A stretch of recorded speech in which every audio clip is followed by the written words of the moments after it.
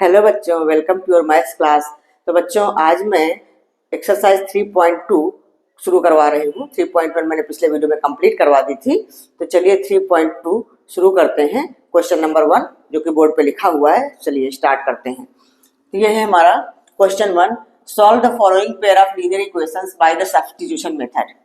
अब in linear equations को हमें सब्स्टिट्यूशन मेथड से सॉल्व करना, एक्स और वाई की वैल्यू निकालनी है। इसके टोटल 6 पार्ट्स है, मैंने एक ही पार्ट लिखा हुआ है, तो 1 बाय 1 सारे 6 पार्ट्स में करवा दूंगी। ठीक है, तो चलिए पहला वाला करते हैं। सब्स्टिट्यूशन मेथड क्या है वो बताती हूँ। जैसे हमारे 2 इक्वेशंस दिए हुए हैं, इनको हम नंबर डाल देते हैं। मैं यही से शुरू कर देती हूँ। ये नंबर 1 इक्वेशन है और ये नंबर 2 इक्वेशन है। तो किसी एक इक्वेशन से हम किसी की भी एक्स की या वाई की वैल्यू निकाल के दूसरे इक्वेशन में पुट करते हैं, वो होता है सब्स्टिट्यूशन मेथड। फिर उससे हमें एक्स और वाई की वैल्यू मिल जाती है। तो चलिए शुरू करवाती हूँ मैं, तो आपको फिर पता चल जाएगा कैसे करना है। तो हम फ्रॉम इक्वेशन 1 ऐसे लिखते हैं। सबसे पहले हम इक्वेशन 1 से x की वैल्यू निकाल लेते हैं। y की भी निकाल सकते हैं, x y किसी की वैल्यू निकाल लो। तो इस तरह से लिखते हैं फ्रॉम इक्वेशन 1। देखो x plus y equal to 14 दिया हुआ है, तो हम ऐसा लिख सकते हैं x equal to 14 minus y. ये तो पता है ना आप लोगों को, जब प्लस वाई उस साइड जाएगा तो माइनस वाई हो जाएगा। x की वैल्यू हमने 14 माइनस वाई निकाल लिया। अब ये वाली x की वैल्यू जो हमने निकाली है वो हम इक्वेशन 2 में पुट करेंगे। ठीक है, तो सब्स्टिट्यूटिंग या पुटिंग जो भी लिखो, सब्स्टिट्यूटिंग या putting, substituting the value of x in equation 2 या पुटिंग, सिंपल लैंग्वेज में ऐसे भी लिख सकते हो, putting the value of x, putting the value of x in equation 2। ठीक है, इक्वेशन 2 में हम x की वैल्यू पुट करते हैं। हमारा इक्वेशन 2 क्या है, x माइनस वाई। तो चलो पहले हम इक्वेशन लिख लेते हैं, उसके बाद पुट करेंगे तो समझ में आएगा।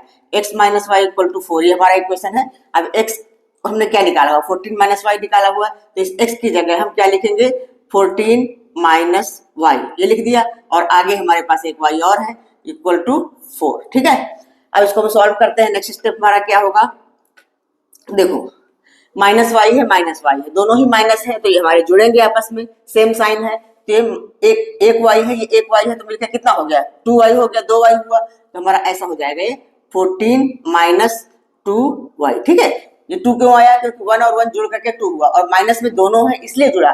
अगर एक माइनस में एक प्लस में होता तो कट जाता, जीरो ही हो जाता। ये एक माइनस एक प्लस होता है तो हमें घटाना पड़ता है। ठीक है, और जो दोनों सेम साइन है तो हमें जोड़ना पड़ेगा। तो एक एक है तो माइनस 2 वाई हो गया। इतनी बात तो समझ में आ गई होगी। इक्वल टू है 4। अब हम क्या करेंगे, हमारे जो नंबर है एक साइड में कर लेंगे और जो वेरिएबल है उसको एक साइड में रखने देंगे। तो 14 हम उस साइड ले जाते हैं, तो हमारा नेक्स्ट स्टेप ऐसा बनेगा, minus 2 y equal to 4 minus 14। तो अब नेक्स्ट स्टेप हमारा होगा minus 2 y equal to minus 10। कैसे हुआ माइनस 10 पता चला, देखो यहाँ पे ये 14 के पहले माइनस लगा है और 4 के पहले प्लस है। जब कोई साइन नहीं होता शुरुआत में तो प्लस लेते हैं, एक माइनस है एक प्लस है, तो फिर हमें घटाना ही पड़ेगा, हम जोड़ नहीं सकते हैं। कैसे घटेगा, जो बड़े नंबर वाला साइन जो होगा वही हमारा आंसर में आएगा। बड़े नंबर से ही छोटा नंबर घटाएंगे, 14 में से 4 घटाया 10 आया, लेकिन माइनस हमारा यहाँ पे लगा क्योंकि हमारी बड़े नंबर के साथ माइनस का साइन है। ठीक है, ये तो शायद आप लोगों को छोटी क्लासेस में सिखाई दिया गया होगा, लेकिन किसी को नहीं आता है तो समझ लो। अच्छा, अभी हमारे पास आ गया minus 2 y equal to minus 10। जब दोनों साइड में माइनस माइनस होता है तो कैंसिल आउट हो जाता है, माइनस खत्म। अब 2 वाई इक्वल टू 10, तो जब बराबर के इक्वल में हमारा जाएगा तो 2 अपॉन में चला जाएगा, मतलब 2 और y आपस में मल्टीप्लाइड है। तो अगर मल्टीप्लाइड होता है तो उस साइड ले जाते हैं तो डिवाइड हो जाता है, उल्टा हो जाता है। जैसे यहाँ पे हमारा देखो ये प्लस था और इक्वल के उस साइड गया तो माइनस हो गया, माइनस होता तो प्लस हो जाता। इसी तरह जो नंबर मल्टीप्लाई में है उस साइड जाएगी तो डिवाइड में हो जाएगी। तो मतलब नेक्स्ट स्टेप हमारा ऐसा हो जाएगा, y इक्वल टू आ जाएगा 10 अपॉन में 2। ठीक है, तो 10 अपॉन 2 क्या होता है, 5 होता है। इसको काटेंगे, 2 1 2, 2 5 10, मतलब आ गया हमारे पास 5। तो क्या हमारे पास आया, ये मैं आगे ही लिख देती हूँ, y की वैल्यू हमने निकाल ली, y इक्वल टू आ गया 5। ठीक, तो इसको हम बॉक्स में रख देते हैं, y की वैल्यू हमने निकाल ली। अब ये y की वैल्यू निकल चुकी है। अब इस y की वैल्यू को हम किसी भी इक्वेशन में रख देते हैं, इसकी वैल्यू आ जाएगी, चाहे तो सेकंड में रखो या फर्स्ट में रखो, किसी में भी रखो।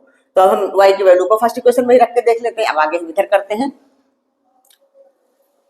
तो हम वही लिखेंगे, putting the value of y in equation 1। 2 में रखोगे तब भी आएगी, किसी में भी रख दोगे इसकी वैल्यू तो x की वैल्यू आ जाएगी, y की वैल्यू रखोगे x की वैल्यू आ जाएगी। तो putting the value of y in equation 1। हमारा इक्वेशन 1 क्या है, पहले हम इक्वेशन उतार लेते हैं फिर रखेंगे तो आप लोगों को ज्यादा समझ में आएगा। तो इक्वेशन हमारा है x plus y equal to 14। हमने y की वैल्यू 5 निकाली हुई है तो y की जगह पे हम 5 पुट करेंगे तो x प्लस 5 इक्वल टू 14। अब वही का काम करेंगे, हमारी जो नंबर है एक साइड में ले जाएंगे तो हमारा राइट साइड में जाएगा 5, तो ऐसा हो जाएगा, प्लस में है तो उधर जाएगा तो माइनस में आ जाएगा। अब x की वैल्यू हमारी क्या आ गई, 14 में से 5 घटाएंगे तो 9, मतलब x इक्वल टू हमारा 9 आ गया। तो हमारा ये आंसर आ गया x इक्वल टू 9, मतलब x की वैल्यू हमारी 9 आ गई और y की वैल्यू 5। ये हमारा आंसर है। तो आपको ऐसे आंसर लिख करके पूरा कंप्लीट करना सवाल। आंसर में क्या लिखोगे, x equal to 9 and y equal to 5। ये हमारा पूरा आंसर हुआ। ठीक है, क्लियर हुआ, समझ आया?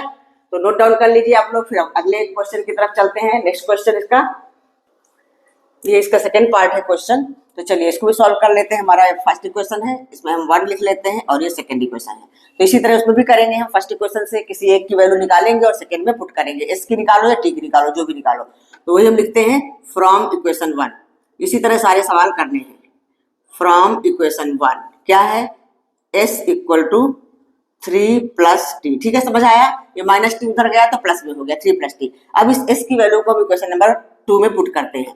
तो putting the value of s, putting the value of s in equation 2। ठीक है, तो हमारा इक्वेशन 2 पहले हम लिख लेते हैं, उसके बाद फिर वैल्यू पुट करेंगे तो समझ में आएगा।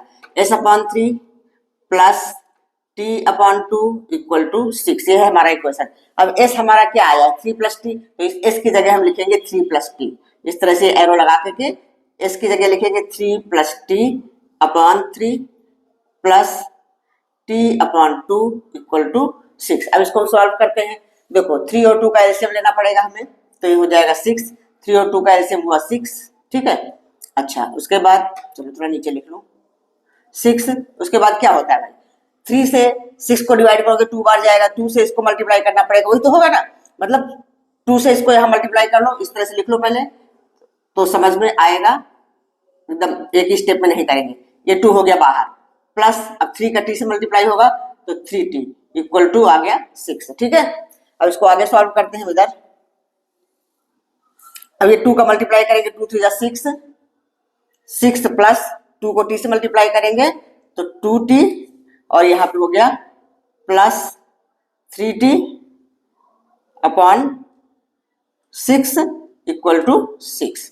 अब क्या होगा, पहले इसको हम सॉल्व कर लेते हैं। ऐसा हो जाएगा 6 प्लस 2t और प्लस 3t जुड़ के कितना हो जाएगा 5t, 5t upon 6 equal to 6। ठीक है, अब क्रॉस मल्टीप्लाई होगा, ये 6 मतलब 6 अपॉन 1, तो क्रॉस मल्टीप्लाई होगा तो ऐसा हो जाएगा 6 प्लस 5t इक्वल टू 36। 6 6 36। अब वही हम नंबर एक साइड में कर लेते हैं, और तो ये हमारा 6 उस साइड जाएगा, माइनस हो जाएगा, प्लस 5t इधर रहेगा। तो नेक्स्ट स्टेप में प्लस शुरुआत में तो लगाते नहीं, सिर्फ ऐसा लिखेंगे हम 5t इक्वल टू 36 माइनस 6। ये तो सारे बच्चों को आता होगा, पिछली क्लासेस में ये इक्वेशन सॉल्व करना सीखा होगा ना, कैसे करते हैं, लेफ्ट से राइट में जाते हैं, साइन चेंज हो जाते हैं। तो अभी हमारा नेक्स्ट स्टेप क्या होगा, एक एक स्टेप कर रही हूँ, कोई भी स्टेप में छोड़ नहीं रही हूँ। 36 माइनस 6 कितना हुआ 30। अब ये 5 हमारा डिवाइड में जाएगा। ठीक है, तो t की वैल्यू आ जाएगी t इक्वल टू 30 अपॉन 5, तो 5 6 जा 30, मतलब t की वैल्यू हमारी आ गई 6। अब इस t की वैल्यू को हम इक्वेशन 1 में पुट कर देंगे तो हमारी s की वैल्यू भी आ जाएगी। ठीक है, t की वैल्यू निकाल लिया हमने। अब putting the value of t in equation 1, इस तरह से लिख लिख के आपको करना है, इसीलिए मैं लिख लिख के बता रही हूँ। एग्जाम में आएगा तो बिना लिखे नहीं करना है। Putting the value of t in equation 1 में रखेंगे। 1 हमारा क्या है, s minus t equal to 3, तो s minus t equal to 3 हमारा इक्वेशन है। t की वैल्यू हमारे पास 6 आ चुकी है, तो s माइनस 6 इक्वल टू 3, तो ये क्या हो जाएगा, s इक्वल टू माइनस 6 उधर जाएगा तो प्लस में हो जाएगा, तो 3 प्लस 6।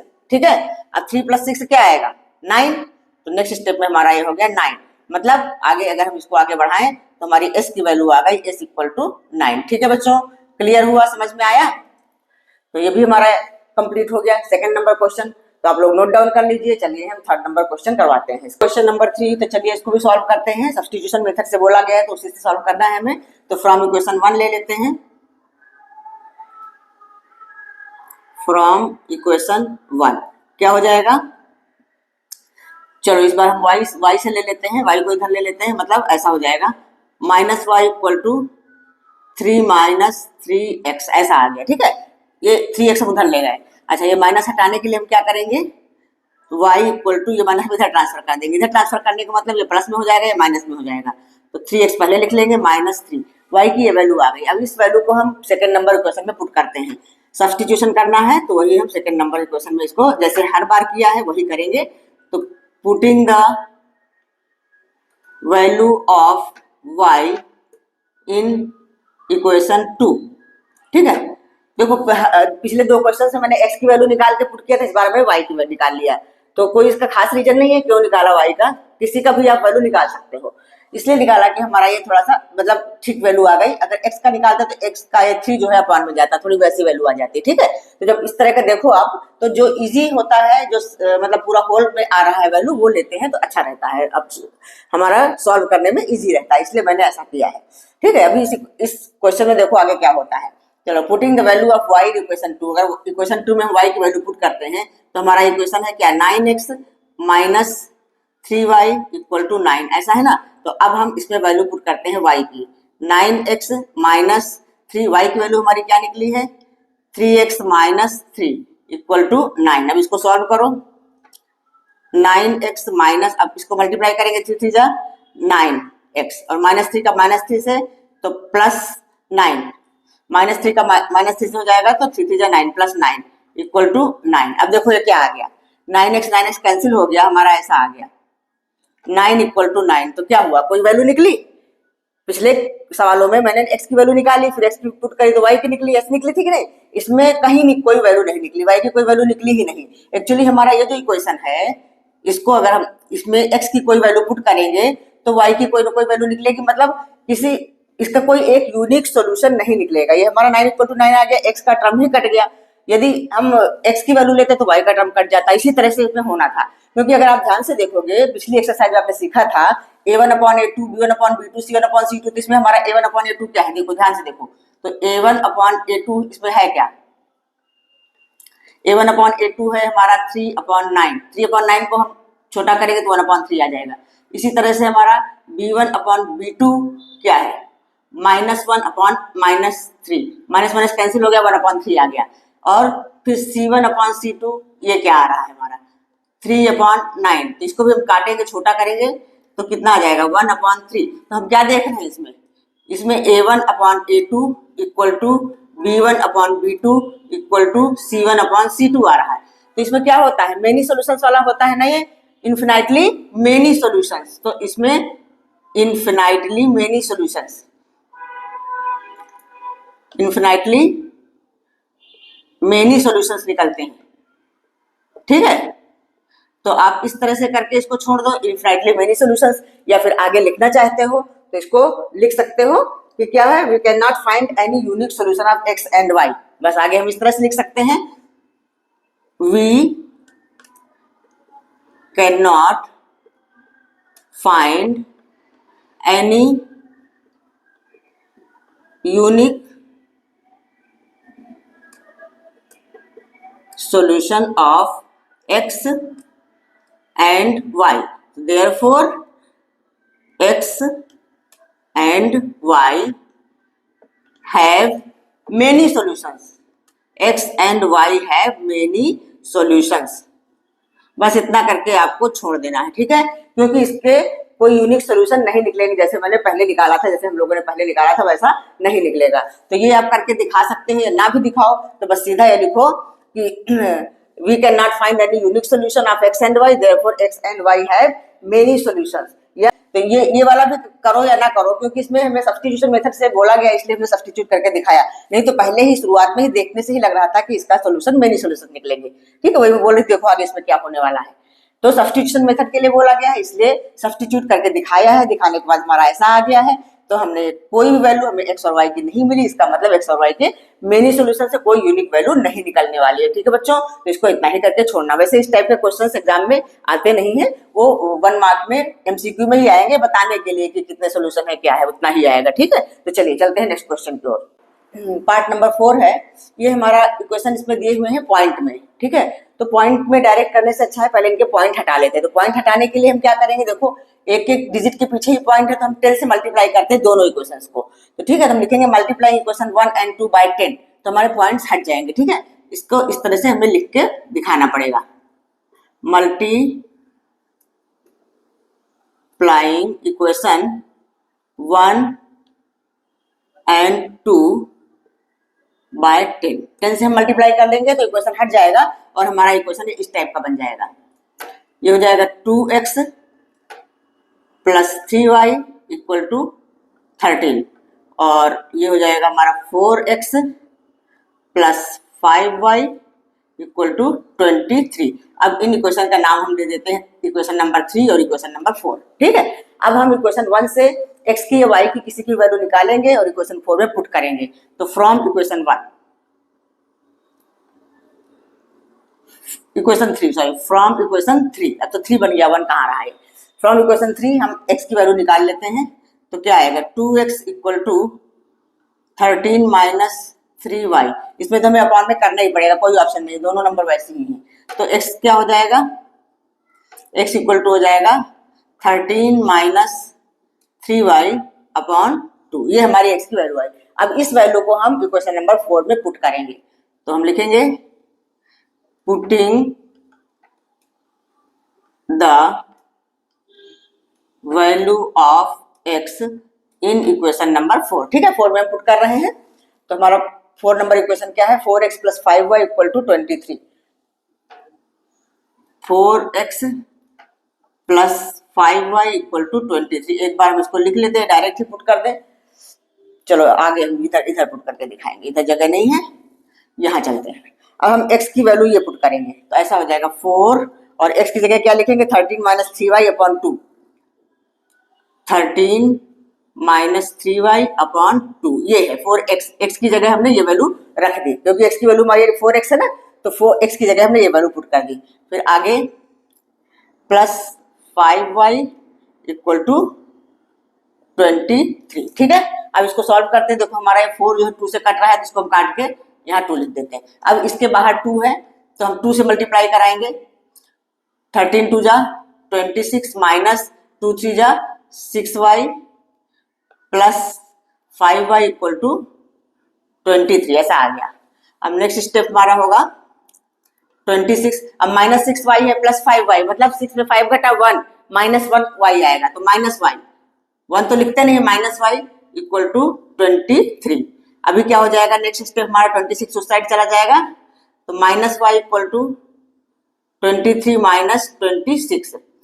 तो next step minus y equal to हो जाएगा माइनस 26 में से 23 घटाएंगे तो क्या आएगा, 3 आएगा, माइनस माइनस कैंसिल हो गया, मतलब हमारी y की वैल्यू आ गई 3। ये हमारी y की वैल्यू मिल गई। अब y की वैल्यू आ गई, इस y की वैल्यू को हम पुट करेंगे किसी में भी, चाहे थर्ड में चाहे फोर्थ में, किसी में पुट करो आ जाएगा। तो putting the value of y in equation 3, तो यहाँ पे हम लिखेंगे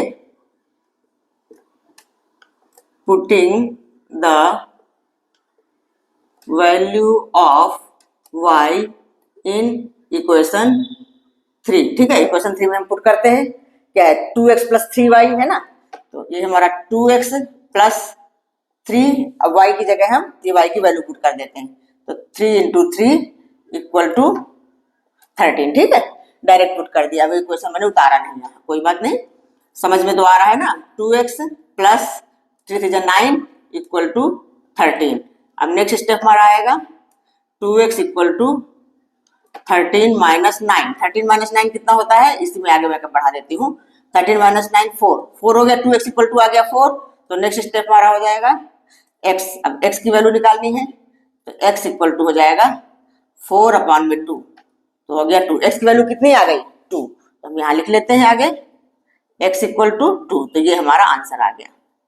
y equal to 3 and x equal to 2, हमें आंसर लिखना है तो पहले x इक्वल टू 2 लिखो, बाद में लिखो y इक्वल टू 3। आ गया, x और y की वैल्यू हमने निकाल लिया, तो नोट डाउन कर लीजिए। चलिए अगला 5th पार्ट इसका करते हैं।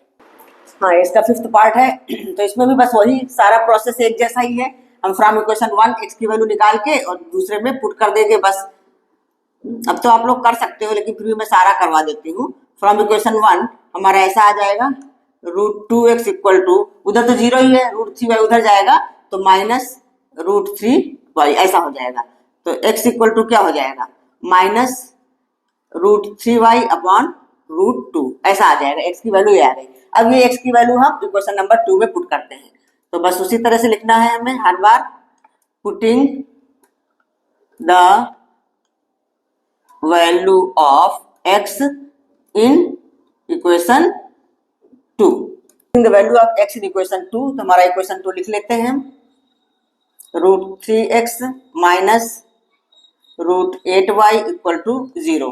अब नेक्स्ट स्टेप हमारा हो जाएगा √3 और x की वैल्यू में हमें पुट करते हैं इसमें, √3y upon √2 minus √8y equal to 0, minus √8y equal to 0। ठीक है, अब इसको आगे आगे सॉल्व करते हैं। √3 का √3 से मल्टीप्लाई होगा तो 3 होगा, तो minus 3y upon √2 minus √8y equal to 0। अब इसको आगे सॉल्व करते हैं। √8y के नीचे 1 है तो हम एलसीएम लेंगे, इधर हम सॉल्व करते हैं इसको, तो नीचे आएगा हमारा √2, ऊपर हो जाएगा माइनस 3y, और अब ये √2 का √8 से मल्टीप्लाई हो जाएगा तो आएगा √16y, 8 टू जा 16, रूट के अंदर रूट का मल्टीप्लाई हो जाता है तो √16y इक्वल टू 0। हमारा नेक्स्ट स्टेप क्या होगा, ये √2 0 से मल्टीप्लाई होगा, क्रॉस मल्टीप्लाई में तो 0 ही बन जाना है, ये हो जाएगा माइनस 3y।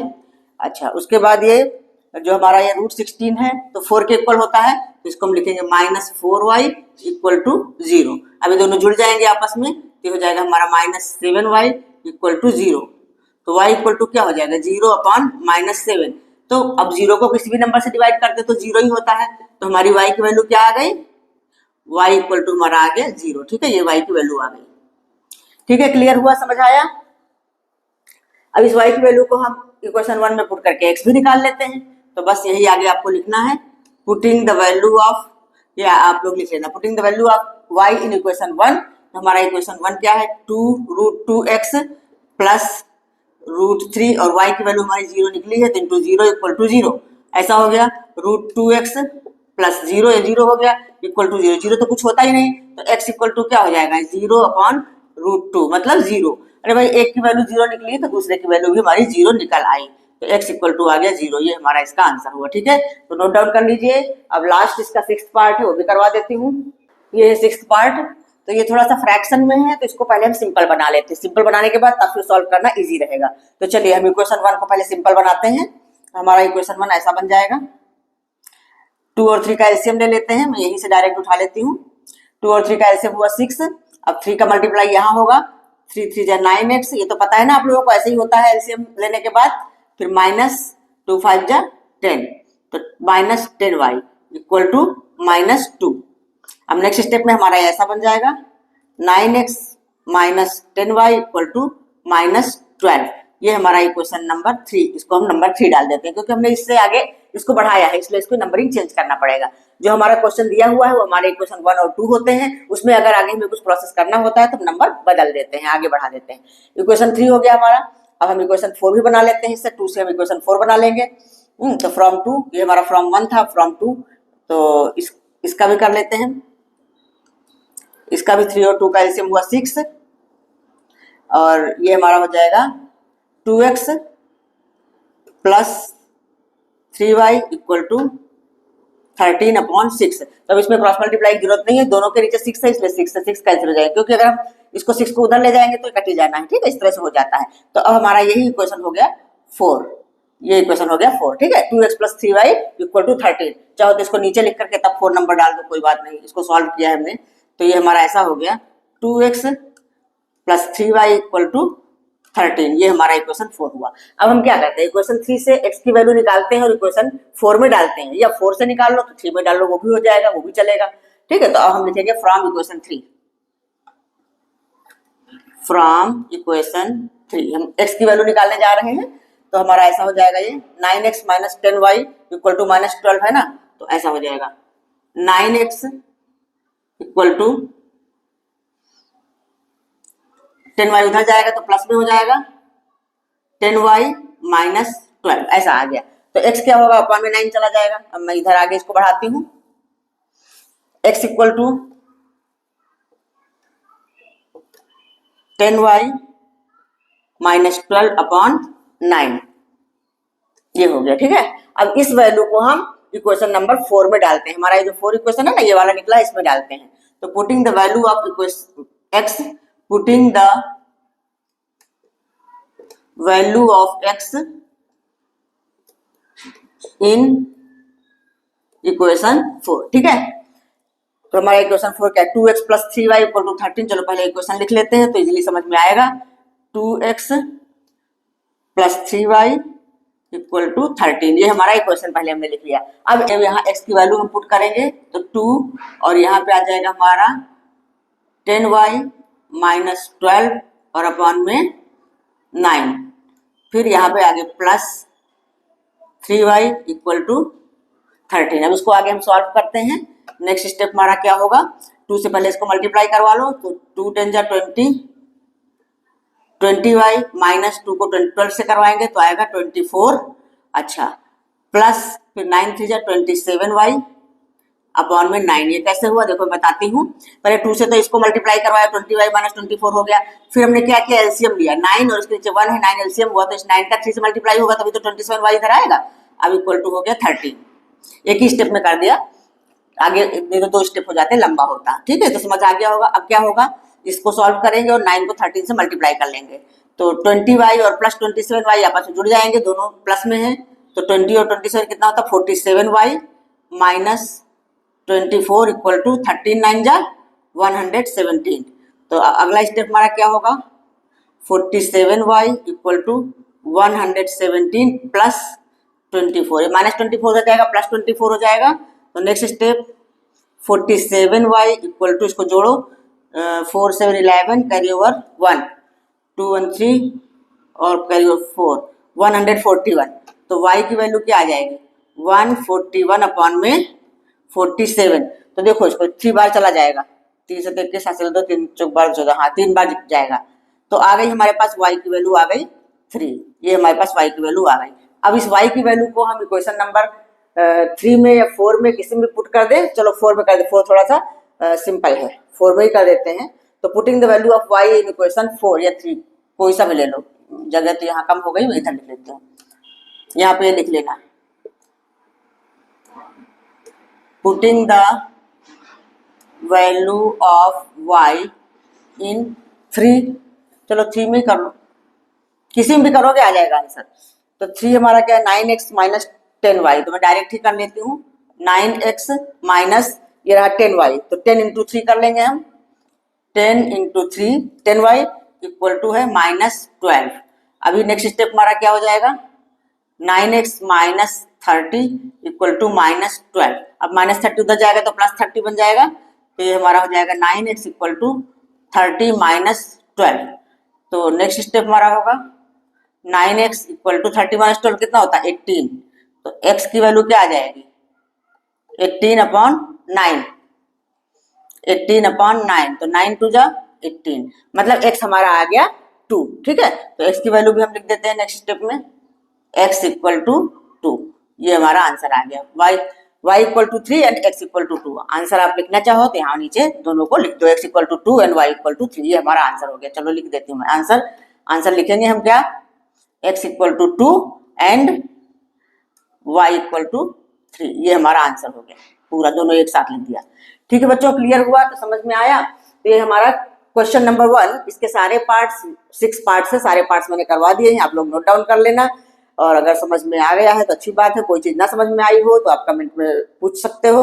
वीडियो कैसा लगा, अगर अच्छा लगा हो तो लाइक करिए, शेयर करिए और सब्सक्राइब कर लीजिए।